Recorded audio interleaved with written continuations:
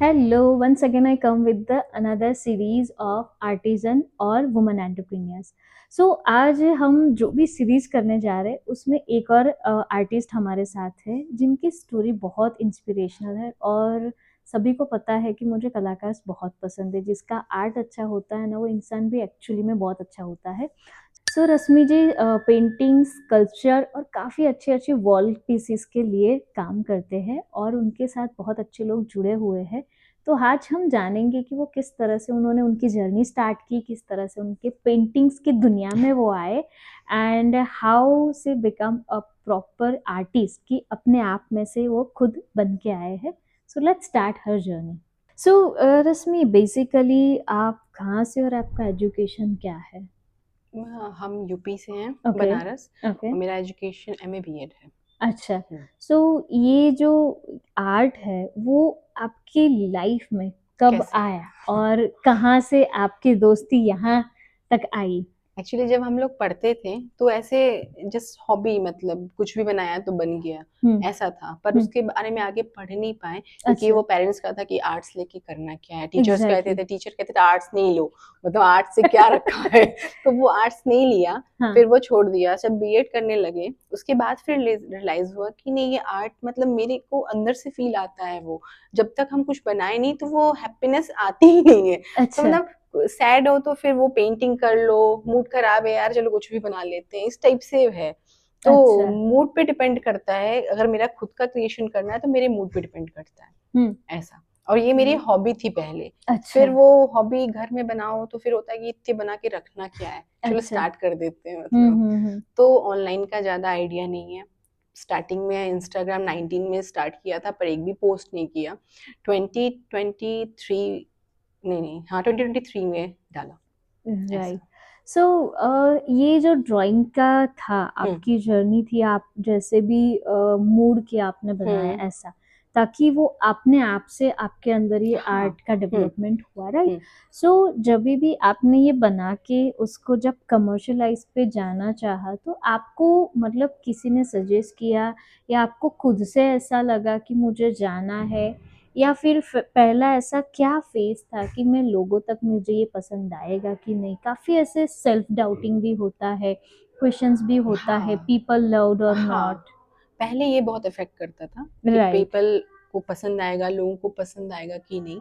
सबसे पहले स्टार्ट करने का था कि पहले खुद को खुशी मिलती थी, अच्छा, हैप्पीनेस, मतलब अच्छा, वो मेरा पार्ट था। अच्छा। उसके बाद फिर डिसाइड किया कि ये कमर्शियल करना चाहिए, हुँ, वो भी प्रूफ करना था, वो अच्छा। डिटेल नहीं दे सकते। मतलब राइट, था कि राइट, वो हाँ, एक कि टाइम वो पे था। बहुत लोग होते हैं ना कि आर्ट से कुछ नहीं कर सकते, मतलब तुम घर में बना के क्या करोगे? राइट, तो राइट। फिर उसको फिर खुद से ही ऑनलाइन में सर्च किया, थोड़ा बहुत जो पता चला, अच्छा, तो फिर बना के डाला। अच्छा। स्टार्टिंग में बहुत फ़र्क पड़ता था, लोग कहते थे ये अच्छा नहीं है, हुँ, हुँ, हुँ। आपको आता नहीं है, हुँ, ये नहीं। हुँ, हुँ। तो फिर वो धीरे-धीरे दिमाग से निकाला। अब चाहे वो खराब बने, अच्छा बने, वो पोस्ट करते हैं, वो मेरे को अच्छा फ़ील होता है। Right, right. अब वो नहीं डिपेंड करता कि लोग क्या कहेंगे। अच्छा, सो इनिशियली आपको ये सारी चीज़ें खुद ही से ही आपने पूरा हाँ, सब किया।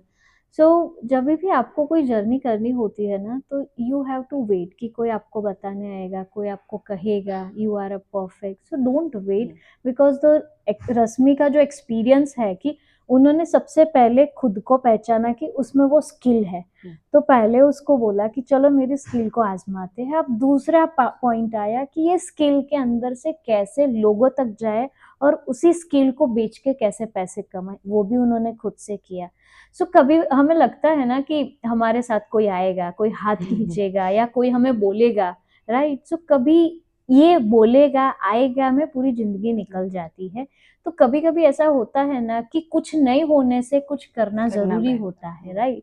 सो इनकी जर्नी कुछ ऐसी ही है कि पूरा खुद ही सेल्फ डेवलपमेंट उन्होंने किया है, खुद पे भरोसा किया और बाकी सब लोग तो होते ही है, जब शुरुआत करते हुँ, हो हर एक की लाइफ में, या मेरी हो या आपकी हो या इनकी लाइफ में, हर एक की लाइफ में कोई ना कोई आपको बोलता ही है कि तुमसे नहीं होगा, ऐसा ऑब्वियस सी कभी नहीं बात होता। है। बट ये लोगों का काम होता है जब आप कुछ नहीं करते हो और यही चीज़ें आपको मोटिवेट वे में लेनी चाहिए कि आपको कुछ करना चाहिए। बाकी जब कुछ कर देते हो ना, वही लोग आपके साथ आएँगे कि हमें पता ही था। So this is the journey जो लोगों के साथ और हर एक के साथ होती होती है। है। सो रश्मि, काफी लोगों को आर्ट और पेंटिंग्स होता है ना, तो ऐसा ही हो जाता है कि कैनवास पे पेंटिंग कर दिया हो गया, हम्म क्लोथिंग पे पेंटिंग कर दिया हो गया। हम्म सो जो आप जिस तरह के पेंटिंग करते हो, राइट, वॉल के लिए जो भी आर्ट हम्म बनाते हो, वो कितने टाइप के हैं जो आप कर रहे हो, और उसको कौन सी कैटेगरीज में आप करते हो, और कहाँ कहाँ वो लगती है आपकी जो ड्राइंग्स है, वो कौन सी जगह पे लगता है जो डेकोरेशन में, तो ताकि हमारी ऑडियंस को आइडिया है कि हम्म अगर उनका कुछ बन रहा है, हम्म लाइक कैफे है या रेस्टोरेंट हम्म है या घर है, वॉट एवर, तो आपको सीधा कनेक्ट करें, उनको एक समझ में आए कि आप कौन कौन सी जगह के लिए बना सकते हो और उसको सुंदर बना सकते हो। मोस्टली इंटीरियर के थ्रू वर्क होते हैं। जी। उसमें living area, dining area, bedroom हो गया, किड्स रूम हो गया, हम्म। फॉयर हो गए, हम्म। इन सब के लिए पेंटिंग्स बनती है। अच्छा। उनके अकॉर्डिंग डिज़ाइन सेलेक्ट किया जाता जी। है, फिर उसके अकॉर्डिंग फिर बनता है। तो ये राइट। बच्चों के रूम में जैसे हो गया, तो अगर हम बच्चों के रूम में लेते हैं तो बच्चों से पूछ लिया जाता है कि आपको क्या पसंद है। राइट। तो उनके अकॉर्डिंग फिर बच्चे बोलते हैं कि वो कोई कार्टून कैरेक्टर हो गया या कोई कार हो गया, तो राइट। उसके अकॉर्डिंग फिर हम लोग वो बनाते हैं। राइट। फिर आपका इंटीरियर हो रहा है, आपके लिविंग एरिया में आपके कलर के अकॉर्डिंग डिसाइड होता है कि हमें कैसी पेंटिंग वहाँ लगानी है। क्लाइंट से पूछा जाता है कि आपको कौन से वे में जाना है, राइट। ट्रेडिशनल जाना है या मॉडर्न जाना है। आजकल तो बहुत टाइप के आर्ट्स चल रहे हाँ, हैं। वही वही। अभी तो ज्यादातर मोस्टली मतलब मेरे कांटेक्ट में जितनी भी आर्ट बनते हैं, टेक्सचर आर्ट हो गए, ओके। फैब्रिक आर्ट हो गए, एब्स्ट्रैक्ट आर्ट हो गए हैं, फिर शेप्स आर्ट आते हैं, वो बोर्ड से हम लोग उसको कट करके बनाते हैं। ओके। वैसे आर्ट्स बहुत आजकल मतलब इंटीरियर के थ्रू चलते हैं। राइट। और यहाँ पे गुजरात में बहुत सारे लोग ऐसे हैं जो राधा कृष्ण की फोटो, मतलब मेरे नॉलेज यस। में जो है, हाँ जी। राधा कृष्ण की फोटो, गणेश भगवान की फोटो, ये सब फोटो की डिमांड होती है। अच्छा। हाँ, और एब्स्ट्रैक्ट आर्ट बहुत मतलब ट्रेंड में है। राइट। ऐसा होता है, तो हर रूम के according, colour according, theme according सारा डिसाइड हो जाता है कि क्या करना है। राइट।